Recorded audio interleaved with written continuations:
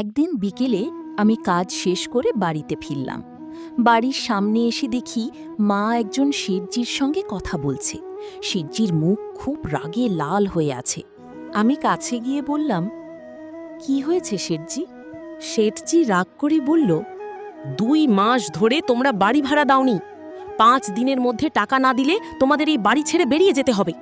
আমি হাত জোড় করে বললাম, শেঠজি একটু সময় দিন, আমরা খুব তাড়াতাড়ি আপনার টাকা দিয়ে দেব। শেঠজি রাগ দেখিয়ে চলে গেল। তারপর মা চিন্তিত মুখে বলল, বাবা, যদি টাকার ব্যবস্থা না হয় তাহলে আমরা কোথায় থাকব? আমি মায়ের হাত ধরে বললাম, মা, আমরা আর এই পুরনো বাড়িতে থাকব না। আমি তোমার জন্য নতুন বাড়ি কিনব।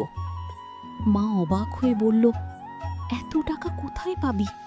আমি বললাম, আমি সরপঞ্চের কাছে যাব, উনি হয়তো সাহায্য করবেন। পরদিন সকালে আমি সরপঞ্চের বাড়িতে গেলাম। সব কথা খুলে বললাম। সরপঞ্চি একটু ভেবে বললেন, আমি তোমাকে টাকা দেব, কিন্তু তার বদলে তোমাকে 1 বছর আমার কাছে কাজ করতে হবে। আমি সঙ্গে সঙ্গে রাজি হয়ে গেলাম। তারপর তিনি আমাকে একটা বড় জমি দেখিয়ে বললেন, এই জমিতে আখের চাষ করো।